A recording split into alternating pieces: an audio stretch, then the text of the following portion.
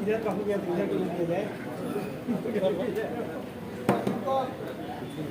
अच्छा आप लोग ढाई बजे ब्रेक करेंगे और फिर 15 मिनट बाद भगवान भी अध्यक्ष हो रहे हैं।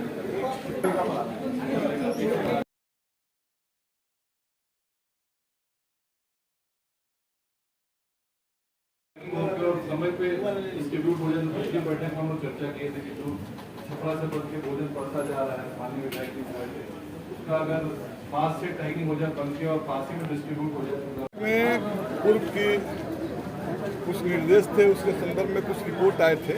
आंशिक सही था, ज़्यादातर अधूरे रिपोर्ट थे और विकास योजनाओं की समीक्षा हुई है, लेकिन अफसरशाही की चमड़ी मोटी है। विकास कम, कमीशन के फिराक में ज़्यादा रहते हैं, तो पकड़ में बातें आ रही है और दिशा के बैठक के बाद भी बहुत सारे अफसरों पर कार्रवाई होगी। जिनको विकास की जिम्मेदारी दी गई है वो जो है कमीशन बटोरने में मशगूल है। बहुत सारे स्कीम्स में ऐसे रिपोर्ट्स आए हैं, आगे सरकार को लिखा जाएगा, कार्रवाई। धन्यवाद।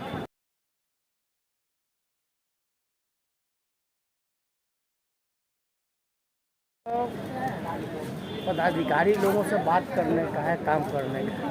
भिन्न भिन्न विभागों पर चर्चा हुआ है, मनरेगा पर चर्चा हुआ है, हमारे आंगनबाड़ी पर, मैंने बहुत तरह से जो विभाग जुड़े हुए हैं, जो हमने इसके पहले बोला था उस पर कार्रवाई हुआ है कि नहीं हुआ है, उसका समीक्षा में क्या स्थिति है, यही सब मुख्य कारण है। और तो कोई बहुत बड़ा बात नहीं है।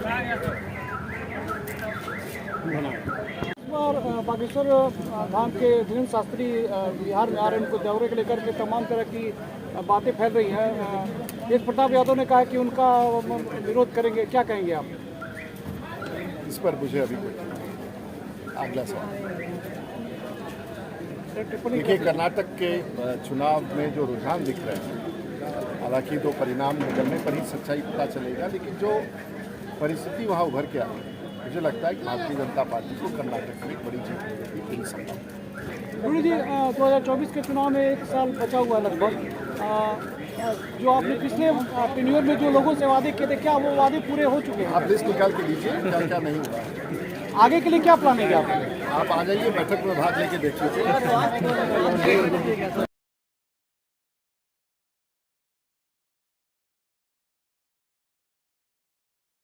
लालू यादव के बड़े बेटे भी इसको लेकर के विरोध के स्वर उठाए हुए, क्या कहेंगे? पहले तो उनका हम स्वागत करेंगे बिहार की धरती पर, इसलिए कि वो राम कथा कहने आ रहे हैं। राम हमारे आदर्श हैं, राम हमारे पुरोधा हैं, राम हमारे जीवन जीने की शैली है, और इसलिए और वो कथा कहते हैं, एक लोकप्रिय कथावाचक हैं, वह एक राष्ट्रीय स्तर के कथावाचक हैं। वह विदेशों में भी कथा वाचन करने जाते हैं और लोग उनके लाखों लाख के तादाद में कथा सुनने आते हैं। इसलिए ऐसे कथावाचक का इस बिहार की धरती पर स्वागत है। और मैं कथा सुनने वाले लोगों को भी कहूँगा कि वो आप जाकर कथा सुनिए और राम के आदर्शों पर चलने के लिए संकल्पित होने का काम करिए। जो लोग विरोध कर रहे हैं, हमें लगता है कि उनका तुच्छ भाव है। हम राम की कथा नहीं सुनेंगे, हमें अगर अयोध्या की बात नहीं करेंगे, हम रामायण की बात नहीं करेंगे, तो हम क्या बात करेंगे? पाकिस्तान की बात करेंगे? यहाँ हम पाकिस्तान की बात करने के लिए भारत नहीं है।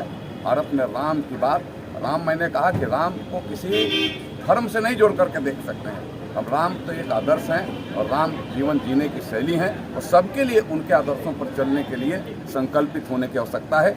इसलिए मैं उस कथावाचक का तो अभिनंदन करता ही हूँ, और मैं जो विरोध कर रहे हैं उनको भी मैं कह रहा हूँ कि एक बार आप फिर सोचिए, अपने गिरबान में झांकिए। आप तुच्छ भाव से एक बड़े ऐसे कथावाचक का विरोध करना, हमें लगता है कि वह शोभा नहीं देता है, वह मर्यादा के खिलाफ है। आप मर्यादा को तार तार करने का काम कर रहे हैं, लेकिन मुख्यमंत्री जी उसको सुनते जा रहे हैं। मुख्यमंत्री जी उस पर अपने गूंगी साधे हुए हैं। मुख्यमंत्री जी को जबान खोलना चाहिए। उनका मंत्री रामायण के बारे में टिप्पणी करता है, उनका मंत्री अगर कहता है कि नहीं हम राम कथावाचक को नहीं आने देंगे, अजीब सा बात है भैया। आप वही गांधी मैदान आप नमाज के लिए दीजिए, हमें कोई एतराज़ नहीं है। आप रोज़ा खोलने के दीजिए, कोई एतराज़ नहीं है, लेकिन अब राम कथा वाचक को, राम कथा सुनने वालों को नहीं दीजिएगा। वो आपकी भूमि नहीं है। और बिहार की भूमि है और बिहार में रहने वाले सबका अधिकार है। वो किसी धर्म के हों, वहाँ उनको ससमय अगर आवेदन करते हैं तो उनको उपलब्ध कराना चाहिए और उपलब्ध करा करके ऐसे लोग जो टिप्पणी करते हैं, विरोध की बात करते हैं, उनके ऊपर अंकुश लगाना चाहिए। धन्यवाद।